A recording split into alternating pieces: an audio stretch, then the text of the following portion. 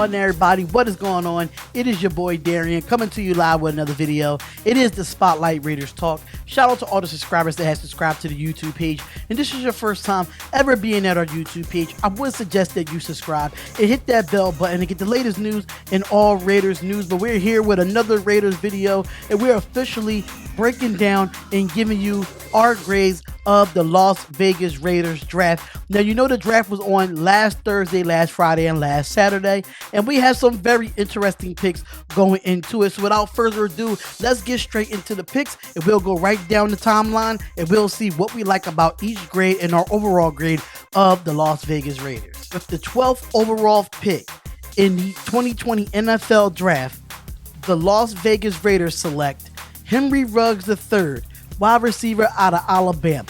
Now, a lot of people really like Ruggs at this spot.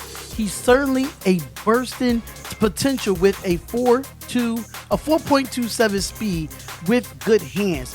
His production at Alabama leaves a lot to be desired as due to his lack of deep catches. He wasn't even considered the best receiver on his own team.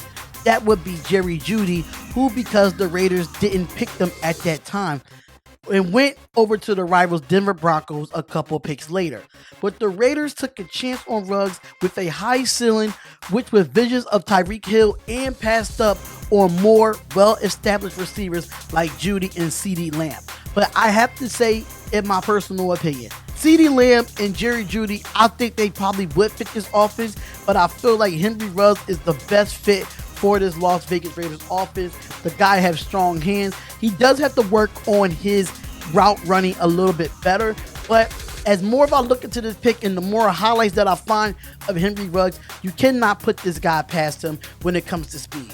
Al Davis is not turning in his grave. If Al Davis was alive right now, he would have picked Henry Ruggs with a 4.27 speed. You can't teach speed. You can teach a better route running. You can teach better ball skills. But at the same time, Henry Ruggs III has great ball skills. He's very quick. And if he gets his hips turned a little bit and get the cornerbacks off a little bit, Henry Ruggs will definitely be successful in this Raiders offense. So without further ado, when I come to Henry Ruggs, I give this grade an A. I give this draft grade an A just because of the speed and what potentially can happen for Henry Ruggs. I love it. I love it to death, and I think that Henry Ruggs will be the right guy for our receiving core. With the 19th overall pick in the NFL Draft, the Las Vegas Raiders select Damon Arnett, cornerback from Ohio State. Now, the surprise pick of the Raiders draft, I have to say, but there was a whole host of talent cornerbacks on the board when the Raiders was on the clock for the second time.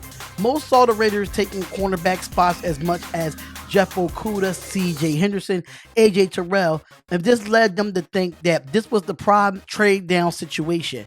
Mike Mayock said that the team did not initiate no calls for a trade down at all. They fielded sometime, but didn't like the offers to actually move them out of number 19. Now, what I can say is that they did instead make the pick and took Arnett, who was widely seen as a late second rounder or early third round prospect. And with many corners, or many those corners that were still left on the board in the late first, he was still there in the late second. You could have figured that Arnett would have went later as well. But for main reasons, those projections were his age. He's 24, about to start the season. He has a poor 40 time of 4.56 at the combine, but there's a couple of numbers that make the selection understandable. Namely, he has given up 3 touchdowns in the last 3 years as a full-time starter, and last season only holding quarterbacks to 60.6 of a passer rating. That could signal an instant starter, which the Raiders need. Now, if it's in a decent trade back offer wasn't there, and with the 61 selections before they were on the clock again, then clearly this is the guy that we need for a plug-and-play starter. Now, I have to say that Damon Arnett, I think he could be a first-round pick, but it was kind of surprising because a lot of people didn't talk about him when it came to this draft. They talked about A.J. Terrell and C.J. Henderson and Jeff Okudah, but they was already off the board by the time we got to our number 19 pick. Understand we would have went with Christian Fulton, Grant Delpit, and other people as well. So me per se, I have to say that this was a good pick for us. Knowing that he played the opposite side of Jeff Okudah, it really tells you something that even if they went to Jeff Okudah, Ohio State, they had 2 shutdown corners. And I feel like Damon Arnette was a good pick, but it was a shocking pick in my opinion. So welcome you to the Las Vegas Raiders. And I'm going to give this grade a B. I'm going to give it a B because of the fact that it was kind of shocking, but I like the pick. And knowing that it was other ones that was on the board, but me per se, just by looking at the highlights and looking at the film breakdown of Damon Arnette, I couldn't be happier with this pick. Welcome to the Las Vegas Raiders, Damon Arnette. With the number 80th pick in the 3rd round of the 2020 NFL Draft, the Las Vegas Raiders select Lynn, Bowden Jr., wide receiver, running back, or quarterback coming out of Kentucky. Now, naturally, you can sabotage at this possibility of Bowden as being a gadget player, but the Raiders said they want to use him as a running back, initially and eventually as a joker receiver. But the possibilities is very intriguing. The thing I question, or the thing that I think, is whether he could be a pure running back and wouldn't have to be a better choice. They already have Jalen Richard as a receiver out the backfield, and Josh Jacobs, who could be a complimentary back, preferably a big and punisher type of back who can definitely soften up a defense and give Jacobs a breather. But I feel like with Lynn Bowden, you could put him just outside of being a running back or being a receiver or being a quarterback. This guy can run routes, but he's a great kick and punt returner. So you can put him anywhere on the field when it comes to a skill set, and you can have open packages and have different plays and different gadget plays for Lynn Bowden, knowing that he's going to probably be the third running back on depth chart. But even if he doesn't get the time at running back, you could put him in some certain sub packages. If Renfrow needs a breather, you could put him in Renfrow's spot just for him to come in and make plays for the Las Vegas Raiders. I really do love this pick. And like I said before, I was the only one that actually really put out a actual video about getting Lynn Bowden, and they end up getting him with the number 80th pick. You cannot be mad at that.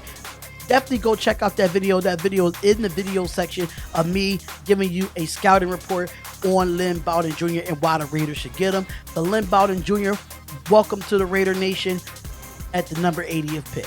The number 81st pick in the NFL Draft in round 3, the Las Vegas Raiders select Bryan Edwards, wide receiver out of South Carolina.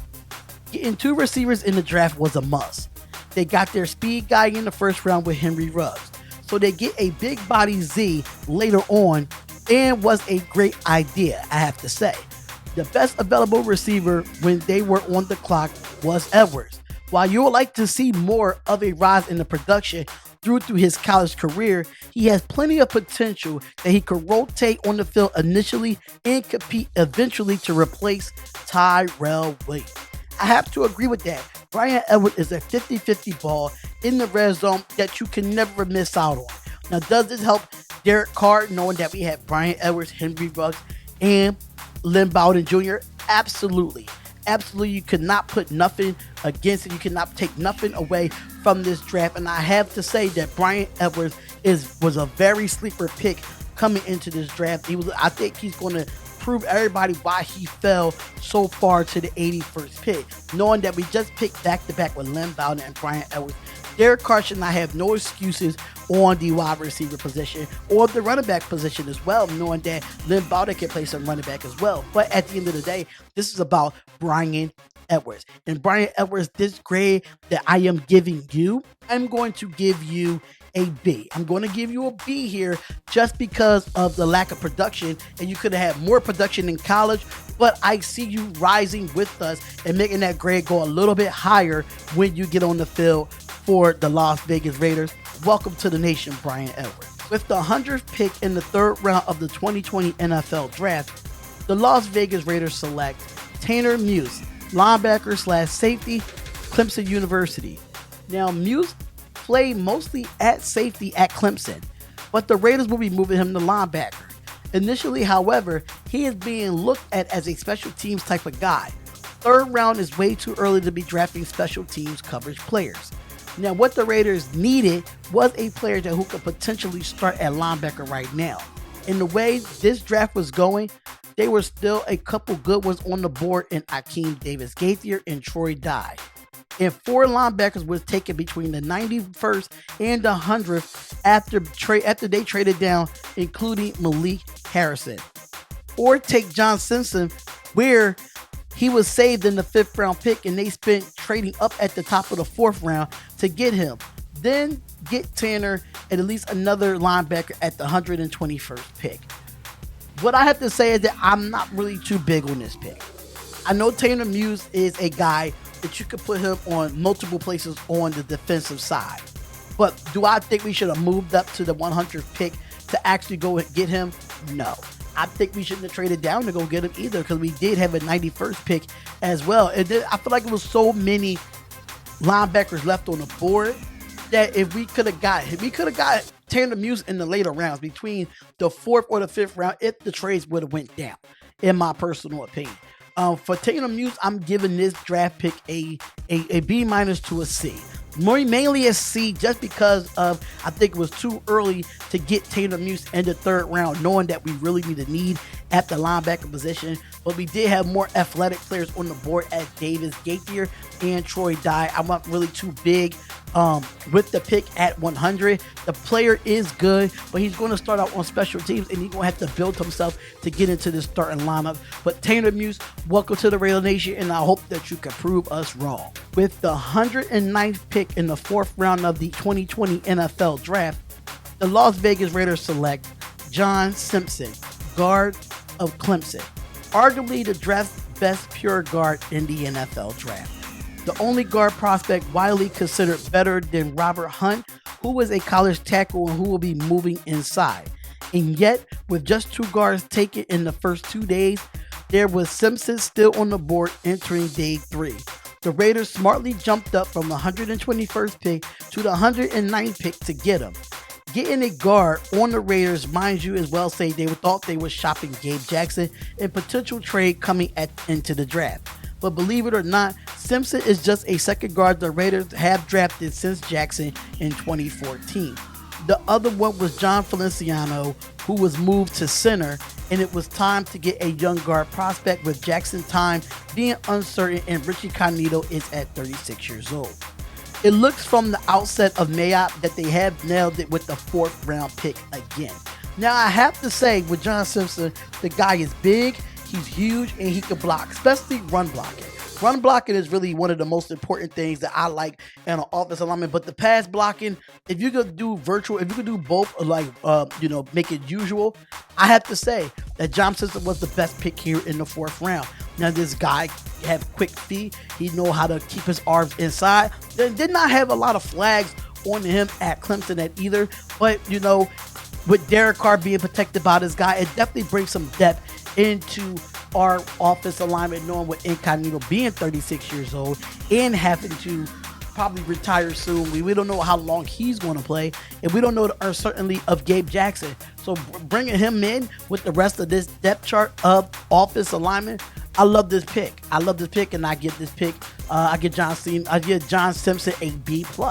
I give him a B+ here, just because we just don't know what's going to happen with Gabe Jackson. Now, if Gabe Jackson was gone and we was able to plug him in, I would give this an A. But knowing Gabe Jackson, he might be backing up Gabe Jackson or taking Richie Incognito's spot, it might be an A. But right now, I'm giving it a B+.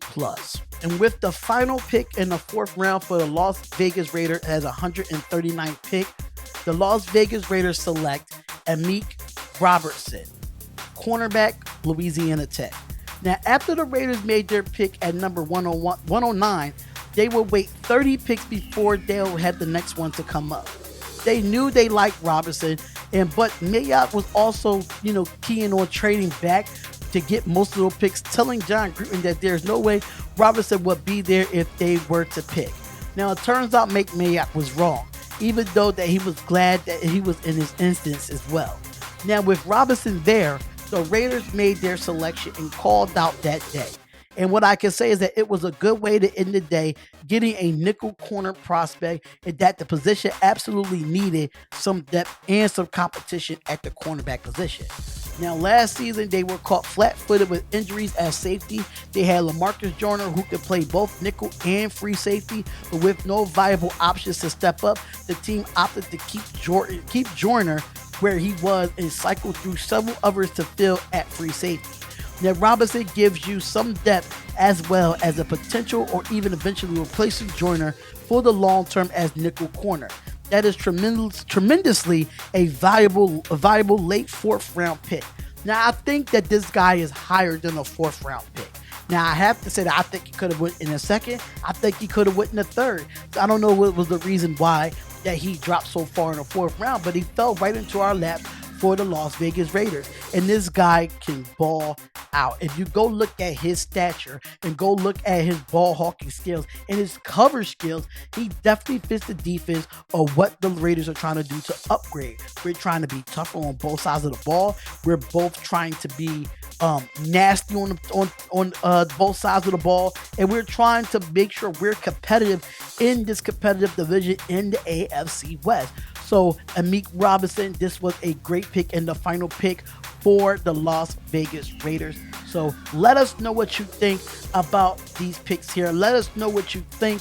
Comment, like, and subscribe to the channel. It is the Spotlight Raiders Talk, and I will see y'all in the next video.